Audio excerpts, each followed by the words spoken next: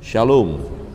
Bapak Ibu Saudara yang terkasih dalam Tuhan, pagi hari ini kita bersyukur Tuhan beri kesempatan kepada kita untuk menikmati hari yang indah di pagi hari ini. Sebelum kita melakukan segala kegiatan kita akan membaca, merenungkan firman Tuhan, perjalanan dari seorang anak Tuhan, hamba Allah yang bergaul karib dengan Tuhan, yaitu Yusuf, di mana dia kemudian akan berjumpa dengan saudara-saudaranya yang telah membencinya, yang telah menjualnya, yang telah membuang dia, kira-kira begitu. Tetapi apa respon daripada Yusuf? Apakah dia dendam, sakit hati, marah? Ya, tentu tidak ya, karena dia orang yang luar biasa ya, yang tidak mendendam atau tidak menyimpan kesalahan saudara-saudaranya. Mari kita lihat kebenaran firman Tuhan. Kita lihat setelah terjadi kelaparan, ternyata di tempat Pak Yakub juga terjadi kelaparan itu, sehingga Yakub menyuruh anak-anaknya ke Mesir, karena di Mesir masih ada persediaan makanan. Ya, kita ingat bagaimana mimpi daripada Firaun, rupanya 7 tahun masa kelimpahan sudah selesai, dan ini adalah 7 tahun masa kekeringan, masa kelaparan, masa penderitaan itu. Dan dalam peristiwa inilah Yakub menyuruh anak-anaknya yang lain untuk ke Mesir supaya mendapatkan makanan. Nah, kita melihat di ayat 6, kita baca dalam pertemuan itu ayat 6. Saya membaca ayat 6, Bapak Ibu Saudara, ayat yang ke-7. Sementara itu Yusuf telah menjadi mangku bumi di negeri itu. Dialah yang menjual gandum kepada seluruh rakyat negeri itu. Jadi ketika saudara-saudara Yusuf datang kepadanya lah mereka menghadap dan sujud dengan mukanya sampai ke tanah. Ketika Yusuf melihat saudara-saudaranya, segeralah mereka dikenalnya. Tetapi ia berlaku seolah-olah ia seorang asing kepada mereka. Ia menegur mereka dengan membentak, katanya, dari mana kamu? Jawab mereka, dari tanah Kanaan untuk membeli bahan makanan. Memang Yusuf mengenal saudara-saudaranya itu, tetapi dia tidak dikenal mereka. Lalu teringatlah Yusuf akan mimpi-mimpinya tentang mereka. Berkatalah ia kepada mereka, kamu ini pengintai, kamu datang untuk melihat-lihat di mana negeri ini tidak dijaga. Tetapi jawab mereka, tidak tuanku, hanyalah untuk membeli bahan makanan hamba-hambamu ini datang. Kami ini sekalian anak dari satu ayah, kami ini orang jujur, hamba-hambamu ini bukanlah pengintai. Tetapi ia berkata kepada mereka, tidak, kamu datang untuk melihat-lihat di mana negeri ini tidak dijaga. Lalu jawab mereka, hamba-hambamu ini 12 orang, kami bersaudara, anak dari satu ayah di tanah Kanaan, tetapi yang bungsu sekarang ada pada ayah kami, dan seorang sudah tidak ada lagi. Lalu kata Yusuf kepada mereka, sudahlah, seperti telah kukatakan kepadamu tadi, kamu ini pengintai. Dalam hal ini juga kamu harus diuji, demi hidup Firaun, kamu tidak akan pergi dari sini, jika saudaramu yang bungsu itu tidak datang kemari. Suruhlah seorang daripadamu untuk menjemput adikmu itu, tetapi kamu ini harus tinggal terkurung di sini. Dengan demikian perkataanmu dapat diuji, apakah benar, dan jika tidak, demi hidup Firaun, sungguh-sungguhlah kamu ini pengintai. Dan dimasukkannya mereka bersama-sama ke dalam tahanan 3 hari lamanya. Pada hari yang ketiga berkatalah Yusuf kepada mereka, buatlah begini, maka kamu akan tetap hidup. Aku takut akan Allah. Jika kamu orang jujur, biarkanlah dari kamu bersaudara tinggal seorang terkurung dalam rumah tahanan. Tetapi pergilah kamu, bawalah gandum untuk merendahkan lapas keisi rumahmu. Tetapi saudaramu yang bungsu itu haruslah kamu bawa kepadaku, supaya perkataanmu itu ternyata benar dan kamu jangan mati. Demikianlah diperbuat mereka. Mereka berkata seorang kepada yang lain, betul-betullah kita menanggung akibat dosa kita terhadap adik kita itu. Bukankah kita melihat bagaimana sesak hatinya ketika ia memohon belas kasihan kepada kita, tetapi kita tidak mendengarkan permohonannya. Itulah sebabnya kesesakan ini menimpa kita. Lalu Ruben menjawab mereka, bukankah dahulu kukatakan kepadamu, janganlah kamu berbuat dosa terhadap anak itu, tetapi kamu tidak mendengarkan perkataanku. Sekarang darahnya dituntut daripada kita. Tetapi mereka tidak tahu bahwa Yusuf mengerti perkataan mereka, sebab mereka memakai seorang juru bahasa. Bersama-sama. Maka Yusuf mengundurkan diri dari mereka lalu menangis. Kemudian ia kembali kepada mereka dan berkata, ia mengambil Simeon dari antara mereka lalu disuruh belenggu di depan mata mereka. Amin. Demikian jauh pembacaan firman Tuhan. Suatu adegan yang luar biasa ya, menarik sekali kelihatan, dan bagi Yusuf ini sesuatu kesempatan untuk membalas sebenarnya, kesempatan untuk menganiaya saudara-saudaranya. Ya, walaupun kita melihat dia bentak itu hanya kepura-puraan, dia mengurung ya mereka 3 hari itu hanya strategi yang dia gunakan untuk mengasihi saudara-saudaranya juga. Dan satu orang yaitu Simeon yang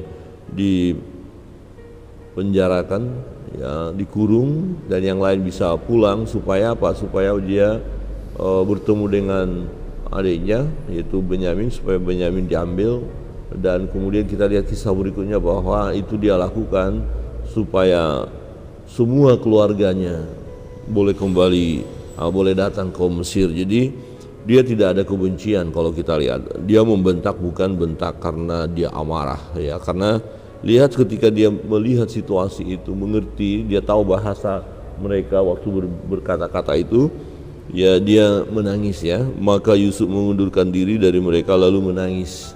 Kemudian ia kembali kepada mereka dan berkata-kata dengan mereka. Ia mengambil Simeon dari antara mereka lalu disuruh belenggu di depan mata mereka. Dibelenggu bukan berarti mau disiksa, tidak.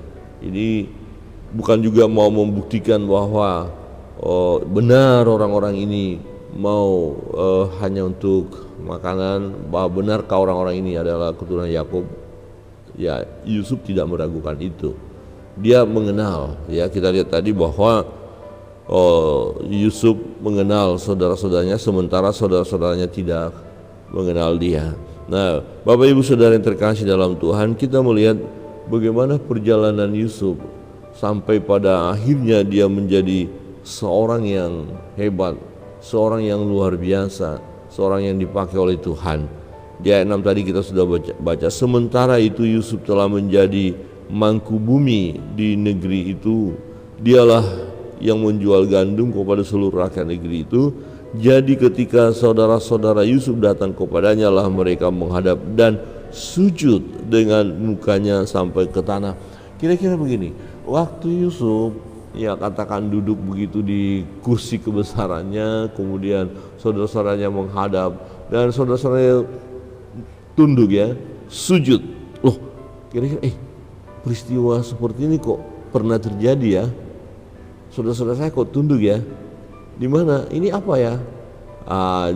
Ternyata pernyataan ini kan sudah pernah Tuhan beritahukan kepada dia melalui mimpi itu. Maka dikatakan apa?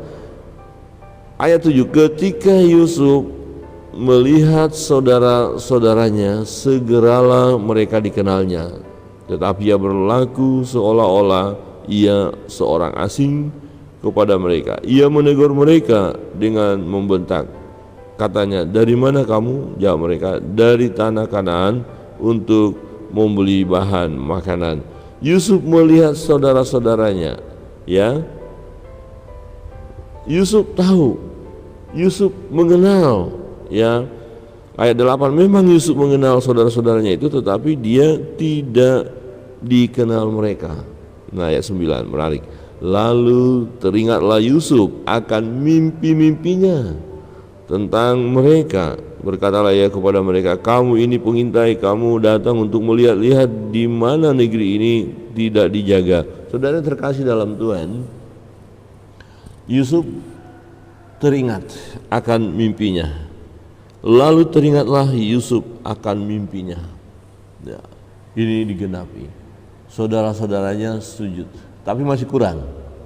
Ya, papanya belum sujud. ya, karena 2 kali mimpi itu. Nah, artinya nanti kita akan lihat papanya juga datang dan akan sujud ya. Karena waktu itu Yusuf ya belum menyatakan diri ya, belum terbuka langsung memberitahukan kepada saudara, kasih tahu saya Yusuf, kasih tahu apa-apa, belum.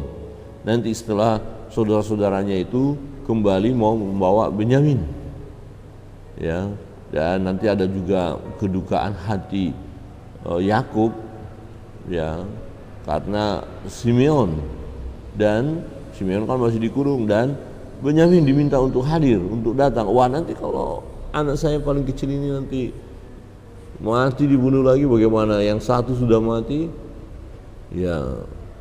Jadi bagi Yakub, Yusuf itu sudah mati karena cerita dari saudara-saudara Yusuf tadi dengan menipu papanya. Ya, tetapi nanti akan ketemu dan tentu suatu kebahagiaan yang luar biasa. Lalu teringatlah Yusuf akan mimpi-mimpinya. Jadi apa yang Allah telah nyatakan dalam hidup kita, ya kalau kita memiliki kepekaan ya akan suara Tuhan, akan pernyataan Allah, maka ketika peristiwa itu terjadi kita akan teringat, dan ini akan menguatkan iman kita kepada Tuhan. Tuhan tidak pernah ingkar janji.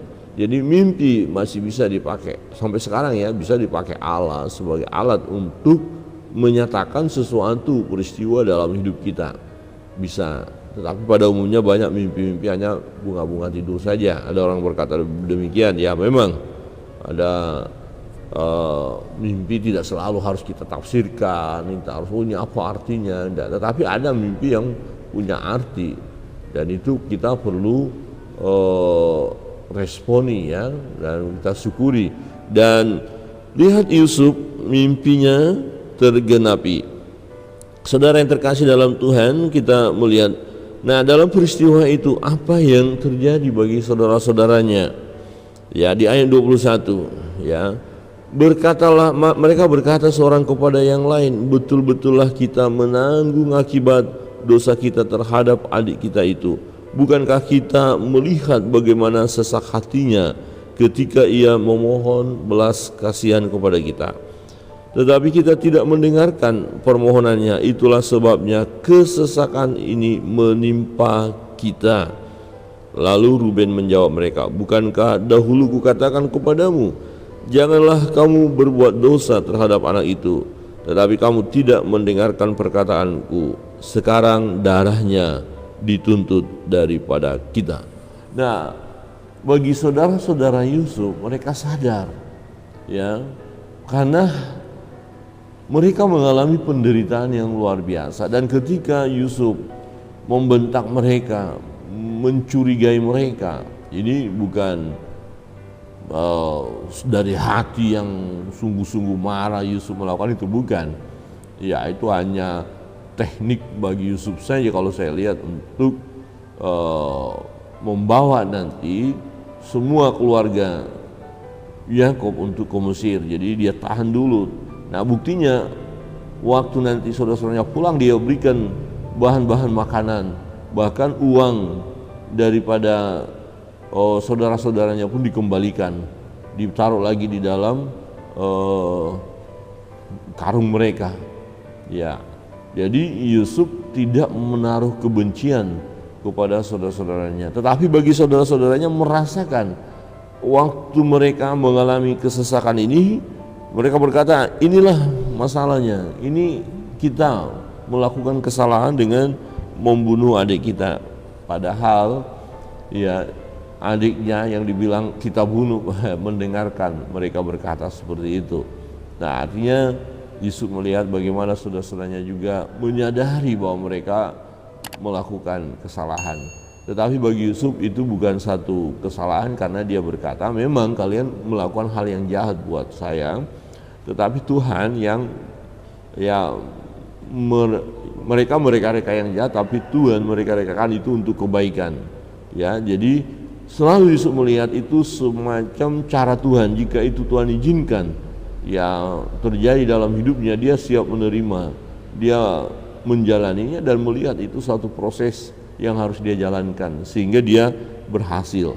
Ya, saudara yang terkasih dalam Tuhan, kita melihat bagaimana saudara-saudara Yusuf mengalami kesesakan dikatakan. Bagaimana kita sekarang merasakan situasi yang tidak nyaman. Dulu adik kita kayak sepertinya begini ya, melakukan menerima perlakuan kita. Ya. Tetapi mereka tidak tahu bahwa Yusuf mengerti perkataan mereka, sebab mereka memang memakai seorang juru bahasa. Maka Yusuf mengundurkan diri dari mereka lalu menangis. Ya, sedih tapi terharu juga. Namun dia harus menahan diri. Ya, menahan diri karena belum waktunya dia menunjukkan siapa dirinya. Bapak Ibu Saudara yang terkasih dalam Tuhan, kita melihat bahwa Yusuf tetap mengasihi saudara-saudaranya. Dan ketika saudara-saudaranya akan pulang, dia memberikan apa yang dibutuhkan oleh saudara-saudaranya. Jadi bahan-bahan makanan itu diberikan, bahkan juga uang pun dikembalikan. Yusuf tidak perlu itu. Dia kembalikan. Di ayat 35 dikatakan begini, ketika mereka mengosongkan karungnya, tampaklah ada pundi-pundi uang masing-masing dalam karungnya, dan ketika mereka beserta ayah mereka melihat pundi-pundi uang itu, ketakutanlah mereka. Dan Yakub ayah mereka berkata kepadanya, kamu membuat aku kehilangan anak-anakku. Yusuf tidak ada lagi, dan Simeon tidak ada lagi. Sekarang Benyamin pun hendak kamu bawa juga. Aku inilah yang menanggung segala-galanya itu. Lalu berkatalah Ruben kepada ayahnya, kedua anakku laki-laki boleh engkau bunuh. Jika ia tidak kubawa kepadamu, serahkanlah dia ke dalam tanganku, maka dia akan kubawa kembali kepadamu. Ya, kita melihat bagaimana Ruben menguatkan, meneguhkan hati papanya supaya melepaskan Benyamin. Tetapi jawabnya, anakku itu tidak akan pergi ke sana bersama-sama dengan kamu, sebab kakaknya telah mati dan hanya dialah yang tinggal. Jika dia ditimpa kecelakaan di jalan yang akan kamu tempuh, maka tentulah kamu akan menyebabkan aku yang ubanan ini turun ke dunia orang mati karena duka cita. Dan saudara yang terkasih dalam Tuhan, awalnya memang tidak diizinkan oleh Yakub Benyamin untuk dibawa ke Mesir. Ya, tetapi pada akhirnya karena situasi mereka butuh makan, kelaparan, dan anak-anaknya yang lain bertanggung jawab untuk Benyamin. Pokoknya kami berjanji Benyamin akan kami bawa pulang nanti. Ya, jangan kita berlama-lama seperti ini, kita nggak ada makanan. Nanti akhirnya kembali lagi mereka ke Mesir untuk mendapatkan makanan. Bapak Ibu Saudara yang terkasih dalam Tuhan, menarik dalam bagian ini kita melihat bagaimana perjumpaan Yusuf yang sudah menjadi mangku bumi, penguasa, berjumpa dengan saudara-saudaranya. Dia ingat mimpinya tergenapi, mimpinya terjadi, nyata, dan tentu dia boleh berbahagia, bersukacita dan memuliakan Tuhan melihat saudara-saudaranya. Dan apa yang dia alami semua adalah atas seizin Tuhan. Dan ketika dia menjadi seorang yang dihormati di Mesir, menjadi mangku bumi, ini adalah kesempatan bagi dia untuk memelihara keluarganya, keturunan daripada Yakub, untuk memberikan nafkah, untuk memberikan makanan. Ini yang dia bisa lakukan. Dia menjadi alat di tangan Tuhan untuk memelihara satu bangsa yang besar. Kiranya kebenaran firman Tuhan pada pagi hari ini menolong kita. Tidak ada kebencian bagi Yusuf kepada saudara-saudaranya. Ini bagian yang penting bagi kita, pelajaran yang menarik. Kalaupun saudara-saudara kita membenci kita atau orang lain membenci kita, dan ketika ada kesempatan, karena kita udah berhasil, ada kesempatan untuk membalas, jangan kita lakukan. Jangan pernah kita membalas, tetapi tetaplah memiliki kasih sebagaimana Yusuf mengasihi saudara-saudaranya. Nah, yang kedua, lihat bagaimana Yusuf teringat akan mimpinya, jadi tergenapi. Nah, apa yang Tuhan nyatakan dalam hidup kita, percayalah itu akan tergenapi di dalam hidup kita. Yang terpenting dari kita adalah tetaplah bersandar kepada Tuhan, bergaul kariblah dengan Tuhan, amin. Tetap bersandar kepada Tuhan pada waktu yang telah Tuhan tetapkan, ya semuanya akan tergenapi. Tuhan Yesus berkati kita akan masuk dalam doa-doa kita, apapun beban pergumulan kita, mari datang kepada Tuhan, serahkan bebanmu, serahkan pergumulanmu kepada Tuhan, berdoalah ya tanpa jenuh-jenuh. Doa orang benar apabila dengan yakin didoakan besar kuasanya. Sebelum menaikkan doa-doa kita, mari kita naikkan satu pujian.